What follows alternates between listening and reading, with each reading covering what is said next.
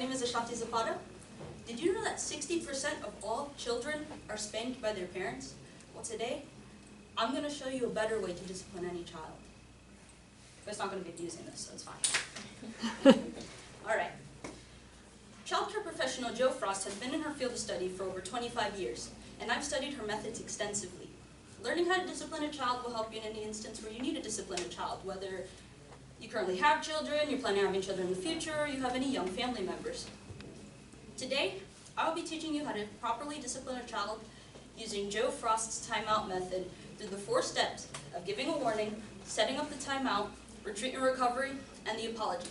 So let's get started. This is little Timmy. He's my child. I birthed him. He's my child, so he's going to help me during this demonstration. So first, let's move on to the first step, the warning.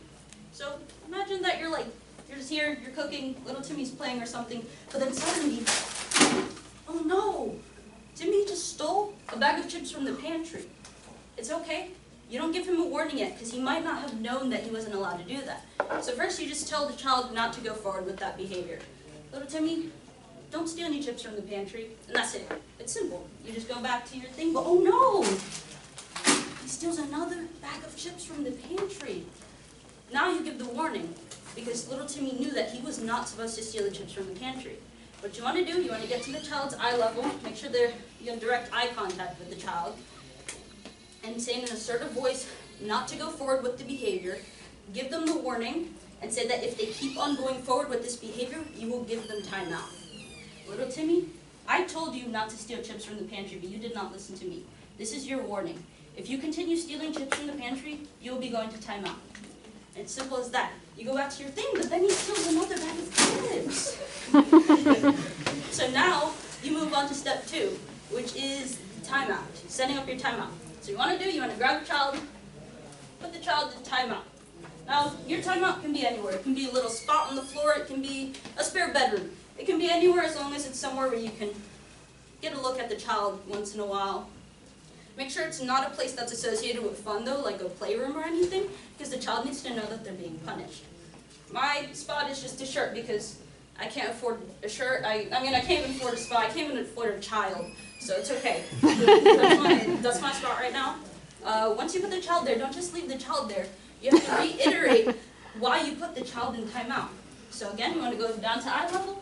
You want to make sure that you say in an assertive voice what the child did wrong and why you put them in timeout. Little Timmy, I put you in timeout because you did not listen to me when I said repeatedly not to take chips from the pantry. You're going to sit here and think about what you've done. After that, you set the timer. The timer usually has to be a minute per the child's age. So imagine if little Timmy is 7 years old. I set a timer for 7 minutes, and that's it.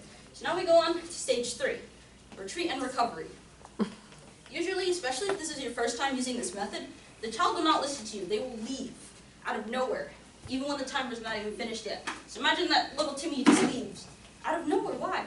So what you want to do, you want to take the child and put him back. But the first time that they leave, you put him back and you say that they have to stay in timeout. So, little Timmy, you need to stay in timeout. But sometimes that doesn't work. Sometimes they just leave again. What do you do then? You already put them back and now they're back. Well, you keep on going back and forth because you need to have the child know that they have to stay there for the amount of minutes you put on the timer. So you put them back, and every time you put them back after the first try, you don't say anything to the child. Don't speak to them. Mommy, no, don't say anything. All right. Now you have to reset the timer every time that you put the child back. They need to know that they have to stay there for that amount of time. And now we move on to the 4th step, which is the apology. So it's been ring, ring, ring. Oh, the timer is up. All right. So now it's time for the apology. You go back down to the child's level, and you have to explain to the child why you put them in timeout again. And yeah, that's how you did it right now. Little Timmy, I put you in timeout because you were not listening to me when I repeatedly told you not to steal chips from the pantry. After that, you tell the child to apologize. Timmy, I want an apology. I want an apology. The child apologizes to you, you guys hug it out, and that is the end of Jo Frost's timeout method. Today, I have just taught you how to properly discipline a child using Jo Frost's timeout method through the 4 steps of giving a warning, setting up the timeout, retreat and recovery, and the apology. By using this method, you'll find that any child will be better behaved. So, when you go out into the world and you meet the unruly creature known as a child, make sure that you follow these steps and ensure that this child will grow up responsible and aware of the consequences of their actions. As a final disclaimer before I end my speech, I want everyone to know that it is your responsibility as an adult or a caretaker to make sure that you understand the underlying problems of why a child might be acting out. Because a lot of times they're not doing it out of malicious intent.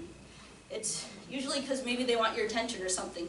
So I don't want you guys to go willy-nilly, like disciplining a child every time they do a little tiny thing wrong. Thank you guys so much for listening to my speech. I hope you all have a wonderful day.